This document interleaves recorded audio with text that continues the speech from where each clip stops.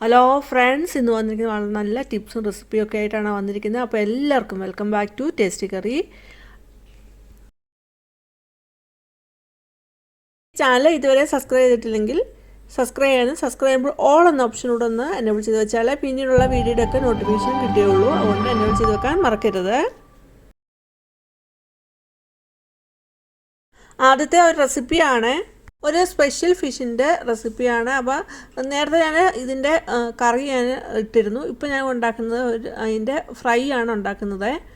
Bombay duck ഫിഷിൻ്റെ fry.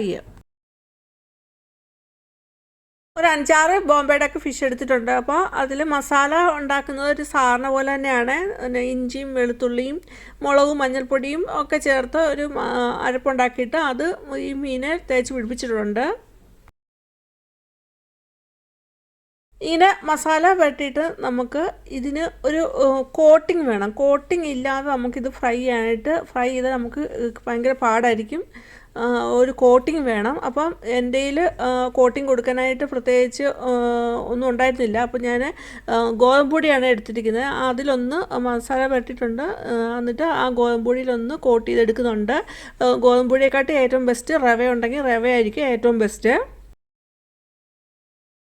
അപ്പോൾ ഈ മീൻ ഫ്രൈ ചെയ്യുന്ന സമയത്ത് നമ്മളൊരു ചെറിയൊരു കോട്ടിങ് കൊടുക്കുക. നമുക്ക് ഫ്രൈ ചെയ്താൽ നമുക്ക് അത് പിന്നീട് അതിൽ നിന്ന് എടുക്കാൻ പോലും കിട്ടത്തില്ല. എല്ലാം ഇത് ഭയങ്കര സോഫ്റ്റായിട്ടുള്ള മീനാണ്. അപ്പോൾ അതെല്ലാം ഇളകി പോവുകയൊക്കെ ചെയ്യും. അതുകൊണ്ട് ഒരു ചെറിയൊരു കോട്ടിങ് കൊടുത്തിട്ട് വേണം ഇത് ഫ്രൈ ചെയ്യാൻ. അതുപോലെ നമുക്ക് ആ നടുക്കൂടൊന്ന് വരഞ്ഞൊന്ന് ഓപ്പണാക്കി വെച്ചിട്ട് നമുക്ക് ഫ്രൈ ആണെങ്കിൽ കുറച്ചുകൂടി നല്ലതായിരിക്കും. ഞാനിപ്പോൾ അങ്ങനെ ചെയ്തിട്ടില്ല. അല്ലെങ്കിൽ ജസ്റ്റ് ആ ഫിഷ് പൊടിയിൽ മസാല പരട്ടിയിട്ട് ഗോതമ്പൊടിയിൽ ഒന്ന് കോട്ട് ചെയ്തിട്ട് ഫ്രൈ ആണ് ചെയ്തത്. ആദ്യം ഒരെണ്ണം കോട്ടിങ് കൊടുത്തെടുത്തിട്ട് അത് പാൻ വെച്ച് എണ്ണ ഒഴിച്ച് ചൂടായി വരുമ്പോൾ ആ മീനൊന്ന് ഫ്രൈ ചെയ്തെടുക്കുന്നുണ്ട്. അത് കഴിഞ്ഞിട്ടാണ് ബാക്കിയുള്ളതെല്ലാം ഇതെങ്ങനെയുണ്ടെന്ന് അറിഞ്ഞിട്ടാണ് പിന്നെ ബാക്കിയുള്ളതെല്ലാം ഇതുപോലെ കോട്ടിങ് കൊടുത്ത് ഫ്രൈ ചെയ്തെടുക്കുന്നത്. ഈ മീൻ വറക്കുന്നതിന് മുമ്പ് വെള്ളം വാരാനായിട്ട് വെക്കണം. കാരണം ഇതിനകത്ത് നിറച്ചും വെള്ളമാണുള്ളത്. അപ്പോൾ അത് വെള്ളം വാർന്ന് പോകണം, അല്ലെങ്കിൽ നമുക്ക് ഫ്രൈ ചെയ്യുമ്പോൾ അത് ഭയങ്കര പാടായിട്ട് വരും. അതുപോലെ അത് എല്ലാം ഭയങ്കര സോഫ്റ്റായിട്ടുള്ള ഫ്ലഷാണ്. അപ്പോൾ അതെല്ലാം അടന്നടന്ന് പോവും. അതൊക്കെ ഒഴിവാക്കാനായിട്ട് വെള്ളം വാർന്ന് പോകാനായിട്ട് വെക്കണം. അതെങ്ങനെയാണെന്ന് വെച്ചാൽ ശകലം ഉപ്പിടുക, ഉപ്പൊന്നും കൂടി പോകരുത്, ഉപ്പിടുക. അതുപോലെ കുറച്ച് മഞ്ഞൾപ്പൊടി ഇട്ട് നന്നായിട്ട് ആ മീൻ മുഴുവനും പുരട്ടി വെക്കണം. അത് കഴിഞ്ഞിട്ട് ഒരു സ്ട്രെയിനർ പോലുള്ള ഇതിനകത്തോട്ട് വെച്ചിട്ട് അതിൻ്റെ പുറത്ത് വേറൊരു പാത്രം അടപ്പോ എന്തെങ്കിലും വെച്ചിട്ട് ഒരു വെയിറ്റും എടുത്ത് വെക്കുക. അങ്ങനെ കുറച്ച് നേരം വെക്കുക. ഏകദേശം ഒരു അരമണിക്കൂറോളം വെക്കുക. അന്നേരം ആ വെള്ളം എല്ലാം വാർന്ന് പോകുന്നതായിട്ട് കാണാം. അത് കഴിഞ്ഞിട്ട് നമുക്ക് എടുത്ത് മസാലയൊക്കെ പുരട്ടി വറുക്കാവുന്നതാണ്.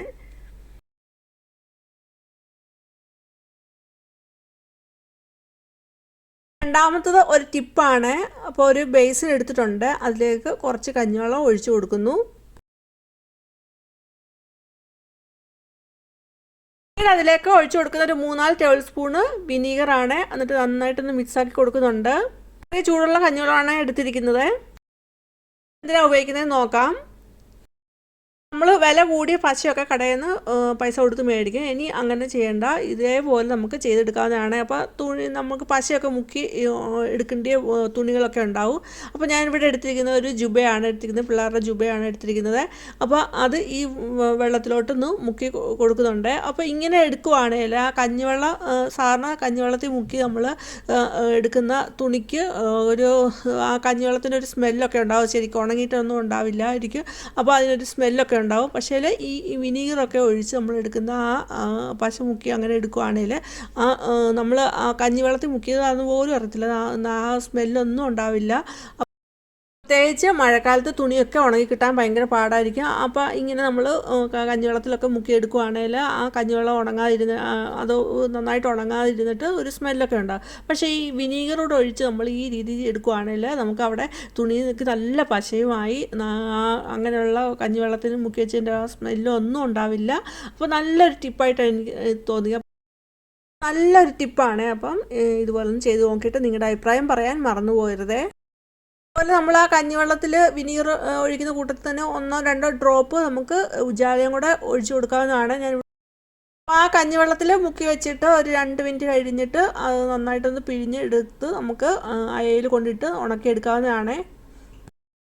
തുണിയൊക്കെ തേക്കാനായിട്ട് കൊടുക്കുമ്പോൾ നല്ല പശയിട്ട് നമുക്ക് നല്ലതായിട്ട് തേച്ച് കിട്ടാറുണ്ട്. അപ്പോൾ അതേപോലെ തന്നെ നമുക്ക് ഈ കഞ്ഞിവെള്ളം മാത്രം മതി, വിനീഗറും മതി. നമുക്ക് അതേപോലെ തന്നെ തേപ്പുകാർ ചെയ്യുന്ന പോലെ തന്നെ നമുക്ക് വീട്ടിൽ ചെയ്യാവുന്നതാണ്. അടുത്ത മൂന്നാമത്തെ ടിപ്പ്, നേരത്തെ എടുത്ത പോലെ തന്നെ ബേസിനകത്തോട്ട് കുറച്ച് കഞ്ഞിവെള്ളം എടുക്കുന്നു, അതുപോലെ വിനീഗർ ഒഴിച്ച് കൊടുക്കുന്നുണ്ട്. പിന്നെ ഒരു 2 ഡ്രോപ്പ് ഉജാലയും കൊണ്ടാണ് ഒഴിച്ച് കൊടുക്കുന്നത്. എന്നിട്ട് നന്നായിട്ടൊന്ന് മിക്സ് ചെയ്തെടുക്കുന്നുണ്ട്. ഉപയോഗിക്കുന്നത് വെച്ചാൽ നമ്മൾ ടവലൊക്കെ ഉപയോഗിക്കാറുണ്ട്. അതുപോലെ കുട്ടികൾക്കാണെങ്കിൽ ടിഫിനൊക്കെ പൊതിഞ്ഞ് ടവൽ കൊടുത്ത് വിടാറുണ്ട്. അതുപോലെ നമ്മൾ വീട്ടിൽ ഹാൻഡ് വാഷ് കഴിഞ്ഞിട്ട് കൈ തുടയ്ക്കാനൊക്കെ ഉപയോഗിക്കുന്ന ടവലൊക്കെ നമ്മൾ എത്ര കഴിയാലും ഒരു വെണ്മ കാണത്തില്ല. അപ്പോൾ അങ്ങനെയൊക്കെ വരുന്ന സമയത്ത് നമുക്ക് ഇതേപോലെ നമുക്ക് ഏത് തുണിയാണോ എടുക്കുന്നത് അതെടുത്ത് ഇതുപോലെ കഞ്ഞിവെള്ളത്തിൽ മുക്കി വെക്കാവുന്നതാണ്. ഇതിപ്പോൾ ഞാൻ കഴുകി നന്നായിട്ടിരിക്കുന്നതായതുകൊണ്ട് ഞാൻ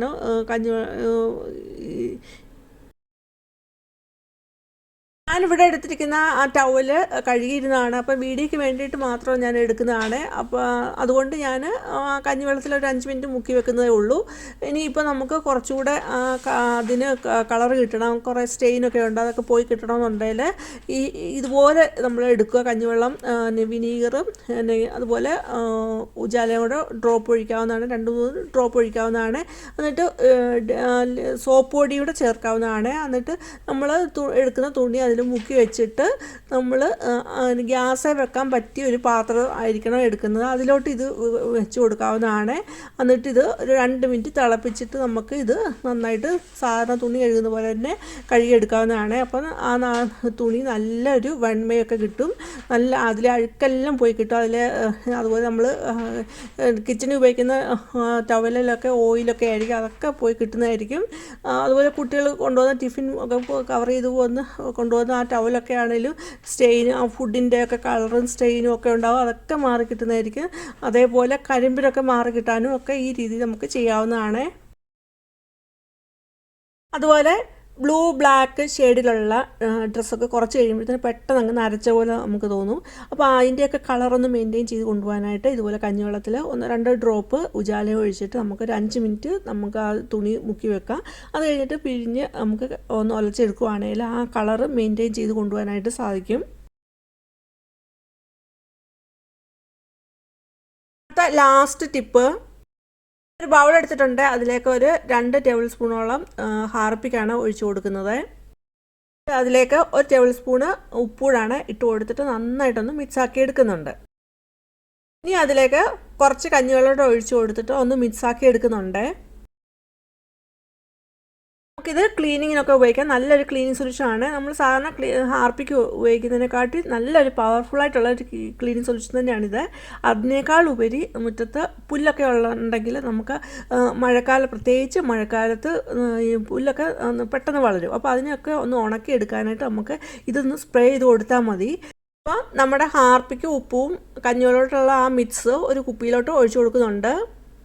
കുപ്പിയുടെ അടപ്പിന് ഹോളിട്ടിട്ടുണ്ട്. ബോട്ടിലുണ്ടെങ്കിൽ നമുക്ക് സ്പ്രേ ബോട്ടിൽ ഇത് ഒഴിച്ച് എടുക്കാവുന്നതാണ്.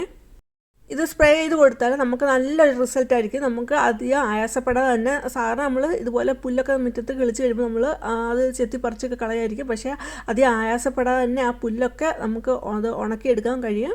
അന്നേരം പ്രത്യേകം ശ്രദ്ധിക്കേണ്ട എന്ന് വെച്ചാൽ നമ്മൾ ഇത് സ്പ്രേ ചെയ്ത് കൊടുക്കുന്നത് ഉച്ചയ്ക്കായിരിക്കണം, അതായത് നല്ല വെയിലുള്ള സമയത്തായിരിക്കണം ഇത് ഒഴിച്ചു കൊടുക്കേണ്ടത്. എന്നാലേ ഉള്ളൂ നല്ല നമ്മൾ ഉദ്ദേശിക്കുന്ന രീതിയിലുള്ള റിസൾട്ട് കിട്ടത്തുള്ളൂ.